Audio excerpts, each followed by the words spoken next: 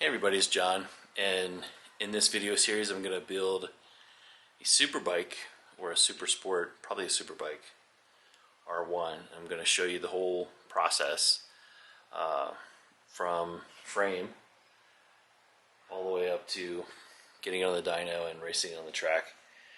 This is a kind of a funny project because, here, let me turn the camera around. Hopefully it won't turn off on me this time. This is my, let's call it the A bike. Yep, still recording. This is the A bike. And things are in total disarray here in the garage. You see there's a third frame down there. And that's a Moto America frame that was raced by Kyle Wyman. You can see the little sticker on the frame there. Moto America 2018. And this A bike, also Moto America 2018. This was ridden by Bobby Fong when he raced for the Hudson team, and I drove to Los Angeles and bought this bike from the Hudson team, and then I basically started to rebuild the whole thing.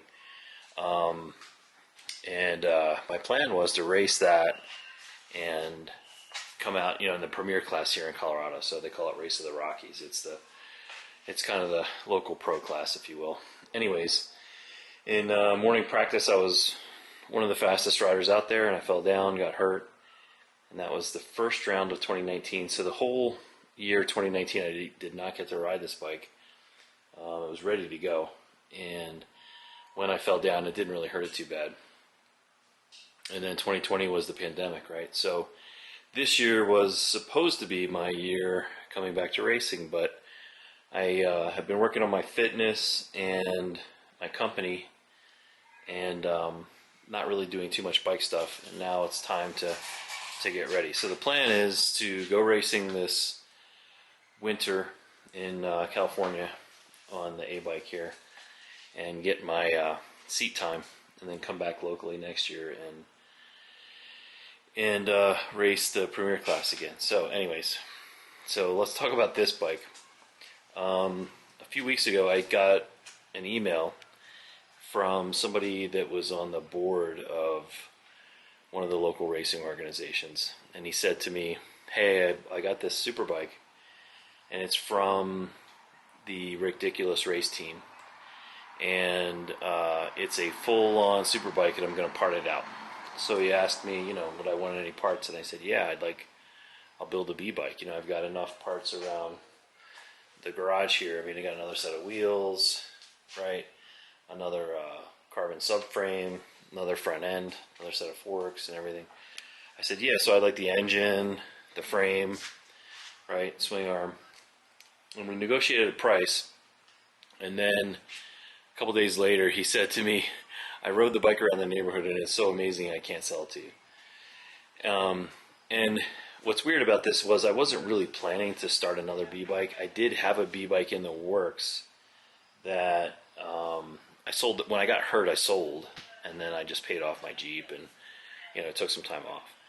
And I really wanted to have a second bike because there was a race my second year, my expert year, where you see my trophies up there. My second year racing, I crashed on my A bike, broke the forks, stock forks, hopped on a B bike, and went out and I won the race, and I was able to win the championship, right? So when that happened, I said to myself, man, if I can afford it, I'm gonna try to always have a B-bike, just because you never know what part may break or anything. And a lot of people are like, why do you need two bikes? You can just race one bike, but you just never know what can go wrong, and pretty much anything can go wrong, right?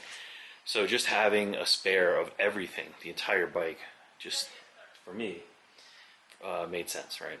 So once I had heard about this bike part out, I started to plan to get all the other parts that I needed to finish the bike. Well, when that fell through, I had already started talking with some other vendors, and one of them was Moto Station in Salt Lake City, Utah, who said to me, hey John, I have some parts from the Ridiculous team as well. I've got a Superbike Unlimited extended swing arm. It's brand new, never been used. Would you be interested in it? And I said, sure. I had another friend on Facebook who messaged me and said he's selling a frame, and this is a 2016 frame with a clear title, right? So I bought this frame, it's $3,500. Bought this swing arm, that was $3,000, which is pretty close to retail, but it came with this caliper. And this is a billet rear endurance caliper. When you squeeze this right here, the pads fall out, so you can change it for endurance racing, change the pads. But anyways, this thing is tiny. I mean, even if you compare it to the regular underslung that you normally see, I mean, look how tiny it is. And it has two titanium pistons in it, right? So really kind of a sweet part. A lot of teams run these little bitty 64 millimeter, billet rear brakes. And I really don't know why they do that.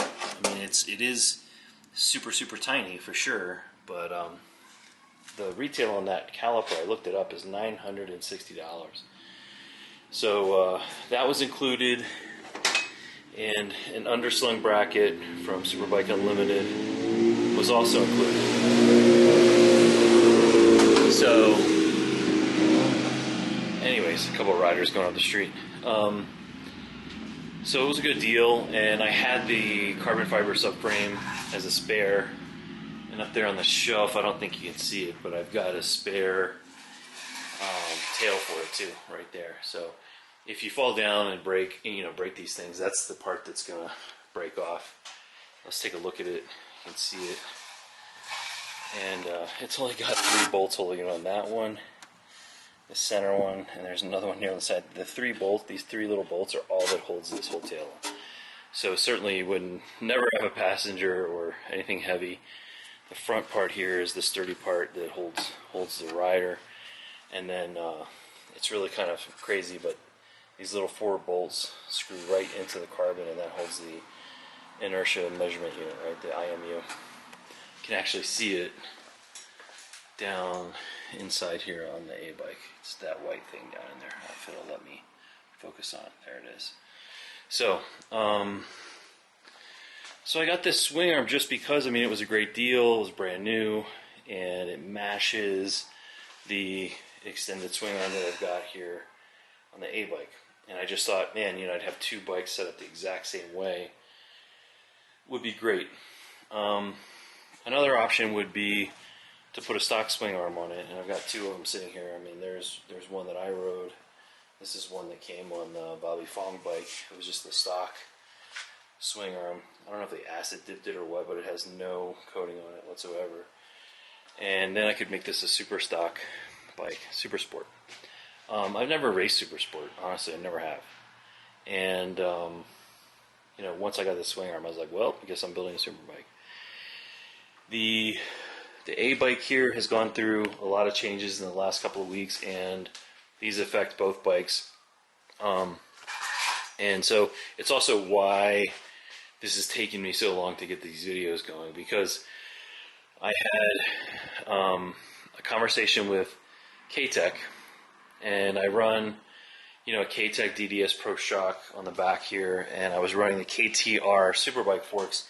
If you've never seen the K-Tech, KTR forks, when those came out, they were $8,000, right? I had a set of KTR Superbike forks on here, KTR 4s, and those were ridden by Kyle Wyman. He actually podiumed with those on the bike, and great forks. I mean, I went fast on them. But what I found out is K-Tech recently came out with rod-through cartridges, and those rod-through cartridges will not work on the KTR 4s. The KTR 5s, the brand new replacement for the Superbike forks that just came out, come with rod-through carts. I'll talk about those in a second. But those are over $10,000 for those forks, right? And I was kind of bummed that K-Tech didn't offer an adapter to allow the rod-through cartridges to go into the KTR 4s. And but they do offer them for stock forks. Okay, so let's talk about rod-through cartridges, rod-through shocks, what that is, why you care, what it might mean for performance and suspension, and how that affects the new bike build here too. So it's kind of a well-known thing. The stock R1 forks, the uppers, are very thin. If you crash hard enough, they'll just break. And I actually broke a set, as I said before. So I'm not a fan of the stock uppers. However, the IDS cartridges that I had in those, that's what I raced with, you know, when I won my championship, and they were great, right? Those IDS cartridges are just really, really nice. And that's what I had in these forks. So to make a long story longer, K-Tech told me, hey, we're getting rod through. So what's rod through? Rod through is the kind of suspension used in MotoGP and Moto2 that local club racers have not been able to purchase until recently. Now Mupo has a rod through shock and forks. Their Superbike forks have a rod through technology. What rod through is just imagine a I've got a broken steering damper here. I can hardly use to talk about it. So in a steering damper like this, you've got a valve in the middle that's on this rod that moves with the rod through the fluid, okay? And the rod sticks out the end of the damper, okay? So imagine a shock absorber or even fork cartridges that work like a steering damper where the valve moves through the fluid instead of the fluid moving through a set of valves. And this provides a more immediate, efficient damping system, and it can dampen in both directions, right? And that's kind of what, you know, very simply put, that's what rod through basically does, is it works like a steering damper with a spring, but it's way more complicated than that. And to create a rod through, the rod through shock from K-Tech is $6,500. The rod through cartridges for the forks that go in the OEM forks are $33.75. Now there are Moto America racers this season who are getting podiums on the rod through cartridges inside of OEM forks, but they're not allowed to run the shock in Supersport in Moto America because it's too expensive. So there is a cost limit to what your suspension can cost in Moto America. For club racing, there is no such limitation. You could get the whole set. Now, a buddy of mine, I was telling a friend of mine about all this, and he's a top level racer out here, and he has a pretty big budget, and he went ahead and ordered the carts, and he has 3 R1s, and he ordered the cartridges and the shock. I ordered just the cartridges at first, paid for them already, and we are going to drive to K-Tech next week. I'm going to film it. It should be a really amazing experience because you're going to learn a lot from Lenny Albin at K-Tech. And we're going to take my A-bike here and his R1s, and we're going to shoot them with a Scheibner machine, which basically uses lasers to measure everything on the bike from the swing arm angle, which is super, super important, to wheelbase, rake and trail, everything else. But it'll also show us how straight the frames are and everything. And I'm hoping, I don't know if it's going to be possible, but I'm hoping to actually shoot this Kyle Wyman frame and see if it's still any good. It actually has a tiny little hole on the other side because it was raced by a buddy of mine who's taking a break from racing. He crashed and his brake banjo hit the frame and put a tiny little hole, a little dent and a little hole on the side. And, a lot of people are saying, well, that thing's trash now, just forget it, but it might still be usable. We'll see. And the only reason that it might be worth saving, if at all possible, is it's actually got the pivot, the adjustable swing arm pivot. You can see it right down there from Attack. And that's like a $2,000, $3,000, whatever it costs upgrade to be able to adjust the swing arm pivot. Now my bike has the same thing. You can see it right here, and you can swap out the inserts. It's at the highest setting because I'm running the World Superbike Pirellis. They're tall, just like the Moto America Dunlops. It's a very tall tire, about an inch taller than the old 200s. This is a 200 by 65, so it's a very tall tire. And this frame is off a street bike. Guy did track days. It's in beautiful shape, but it doesn't have a pivot. So it's another reason why that one could be considered you know, a good candidate for a super sport build. Anyways, so we're gonna go get the bikes shot. Now I've got a set of stock forks coming that I'm gonna put on this and make it into a roller, just to get it down to K-Tech. When I sold the forks, I included my Superbike Evol Technologies triple clamps. Now I have a set here for stock forks. These also have the I also have the rake adjust bearing cups. You can actually see them up in here. It's kind of full of grease, but the bearing races here have a there's an insert. Maybe I can clean this off and show it to you real quick, because you really want to see this. It's kind of a special thing. It's very messy, but let's just kind of clean it out here and you can get a good look at what's happening here. A lot of people don't know these secrets about R1s, but I'll share you a couple of little secrets here with you.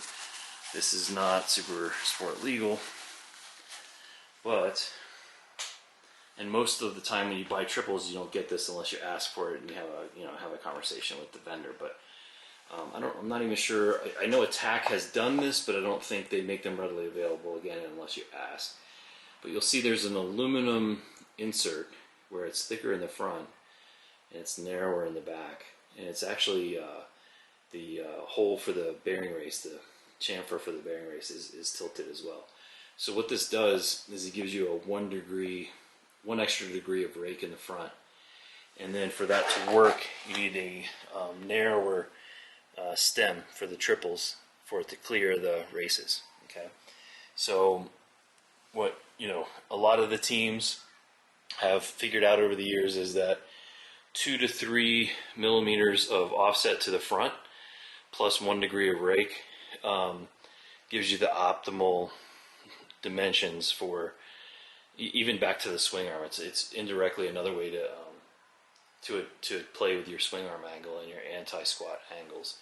How do we know all that? Well, the teams all use a set of software called MotoSpec, and Lenny Albin at K-Tech has MotoSpec, and when we shoot the bike and we get all the numbers, we put it into MotoSpec, and we know what the ranges are from his experience and from data from different Moto America teams. We can figure out exactly what the rear swing arm angle should be. And so with the taller tires, it's really important to bring the swing arm pivot up as much as you can, and we're up I think it's about 4 millimeters here. And then the 1 degree of rake gives you more stability and affects rake and trail, and then the offsets help the bike turn faster without, because of the longer wheelbase and the rake, the offsets are going to help you change direction faster. So that combination is really, really money. I mean, I've ridden it and it just feels absolutely amazing. The level of confidence that you get from it is insane. So the plan is for the A-bike here is to put these triples back in for OEM forks, and then I've got a special adapter here. Again, I don't even think you can see, you'll be able to find these on their website, but this is a damper bracket, and I might be able to show you better over here. Let me go over to this frame, you'll be able to see it. And this damper bracket goes right here like that, and then you can mount your damper here on the top.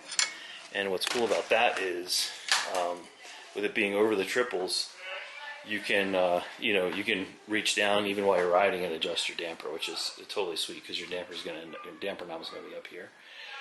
So the plan is to do that on both bikes. Well, that bike. On this bike, we've got the this is the adapter from Yards, like a 5-axis mill piece, and then I've got a side damper here that bolted to the Superbike forks, and that's gonna have to be modified to bolt to a clamp around the OEM fork leg, so that we'll be able to do that. So this bike will have a brand new set of OEM forks with the rod through carts, and going back to these Evol triples. This is an extra set of triples that I have for Olin's forks. It kind of came with the Hudson bike, the Bobby Fong rode. It's kind of funny. It says, if it'll focus on it, I don't know if it'll focus or not. Yeah, it says King Fong on there for Bobby Fong. Kind of cool.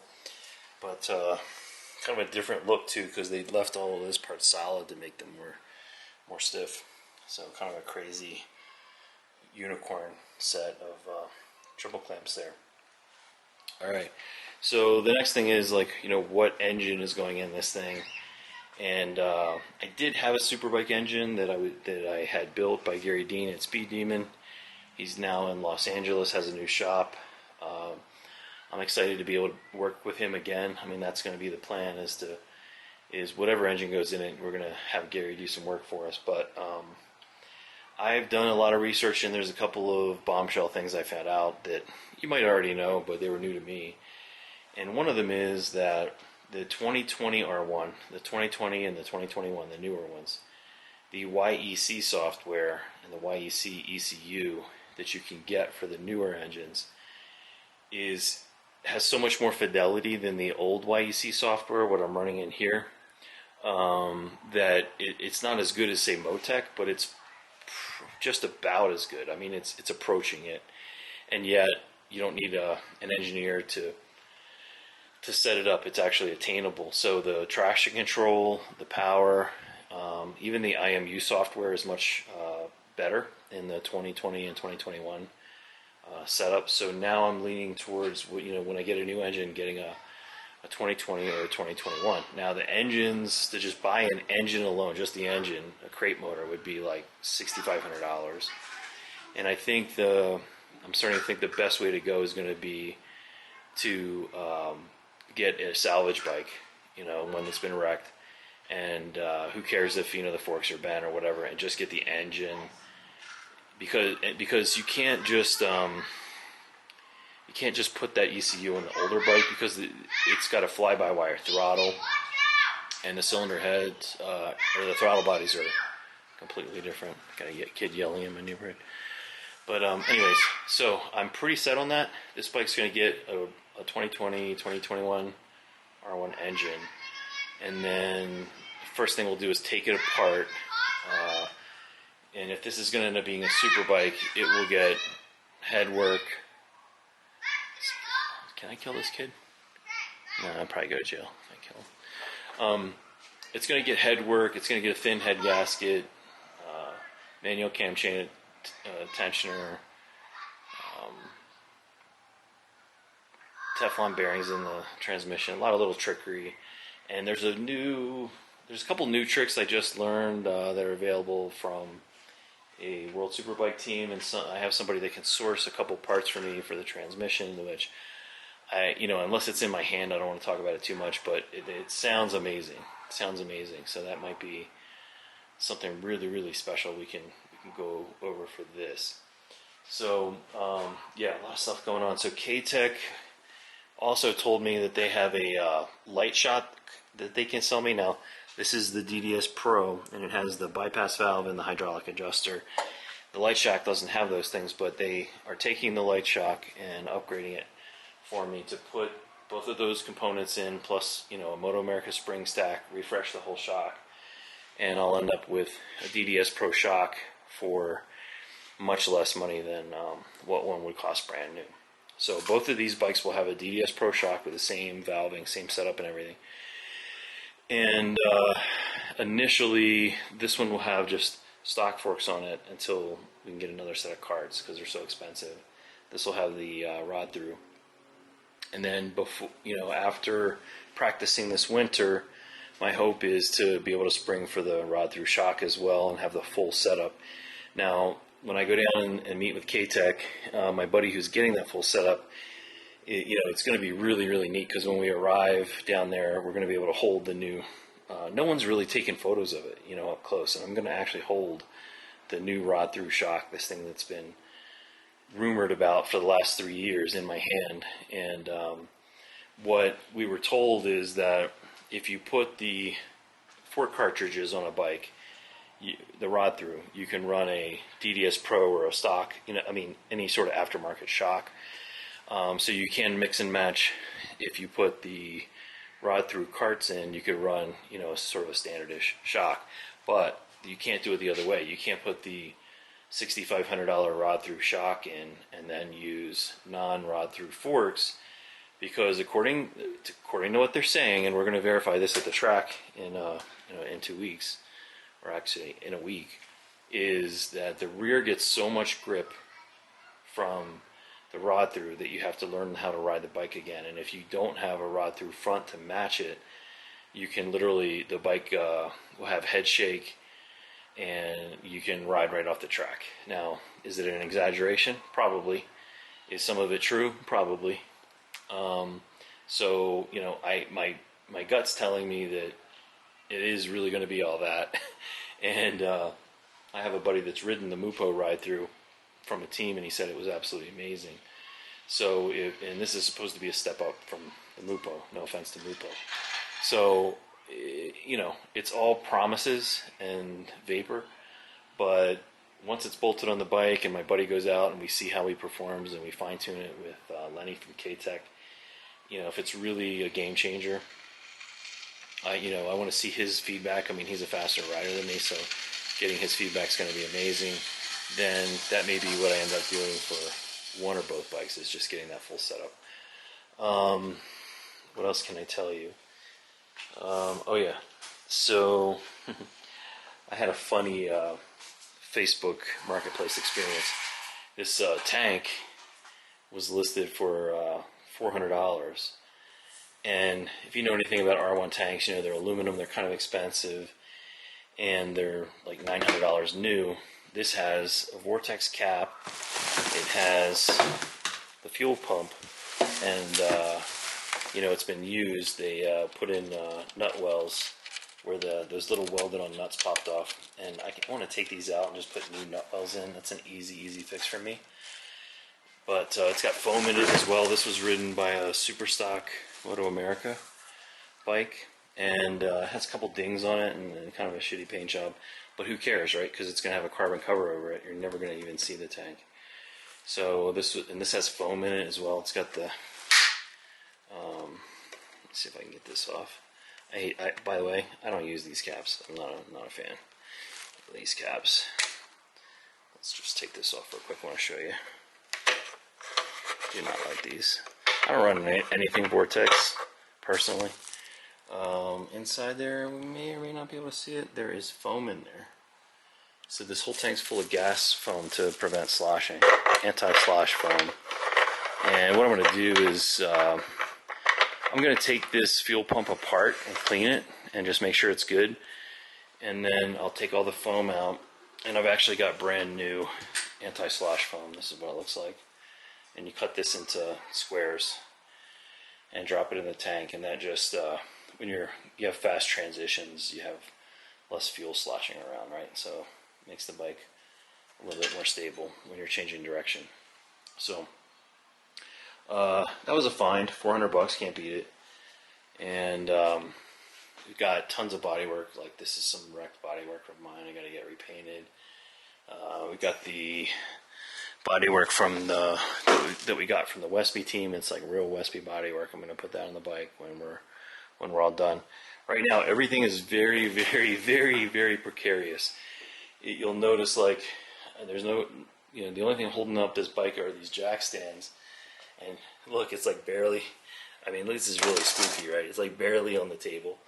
So, yeah, those new forks will be here any day. I'm not even letting my kids in the garage, you know, while it's like this. And we'll get those forks on, get this thing rolling, put it in the truck, and then drive it down to Arizona to K-Tech. I did just get some pins for the Fast Frank quick change axle, some trailer restraint pins, so it'll be really easy to transport the bike. And get the rod through carts, the new forks. Also shoot the bike for geometry, and that's going to be really, really important to set the shock length and some other things, and just make sure you know, we've got the ideal, as best we can, the ideal swing arm angle for the bike. So yeah, that's where we're at. Now my buddy wants one of these swing arms, but he can't get one in time for our digital shoot, so I'm going to basically take this off and sell it to him, and then just buy another one. So he'll have this swing arm on his bike as for when we go down to K-Tech. So he'll be getting that. I'll order another one, and then of course there's a lot of other little parts coming. Got the Superbike brakes over here, and I'm going to cut this short here in a minute, but I'll show you a couple things. So, Superbike calipers. These are endurance calipers, monoblocks, titanium pistons. You know, these are those ones that are like $2,500 per caliper. What I'm doing with these is I'm taking the pistons out to measure them. Found a race shop that makes aftermarket pistons. These are titanium nitride coating. That's the gold.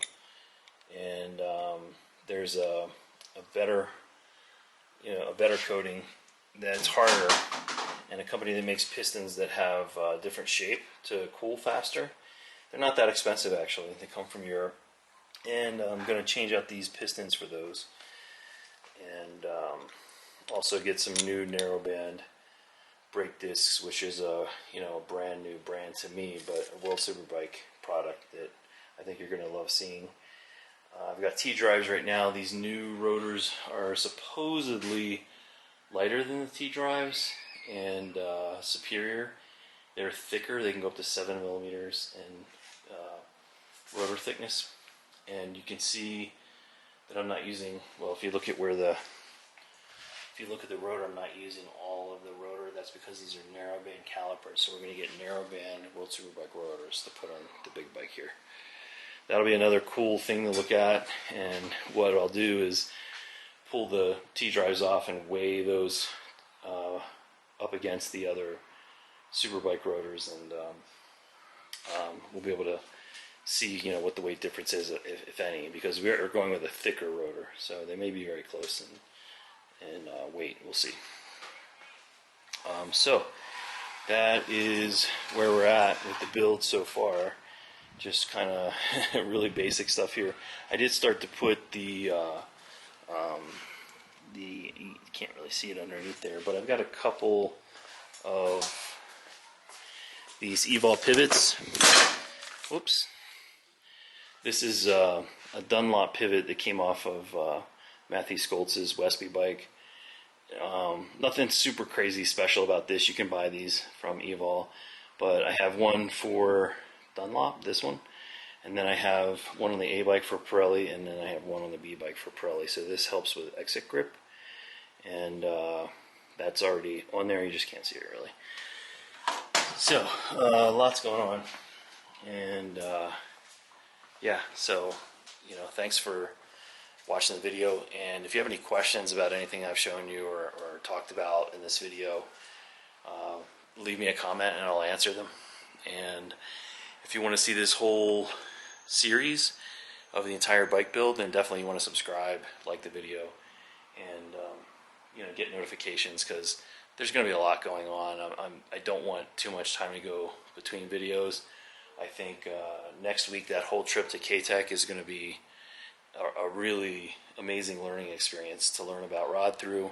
We'll actually look at it, hold it in our hands, and then go out to the track and put it through its paces on a real Superbike, a real R1 Superbike, and see if the hype is, all that if it lives up to the hype, right?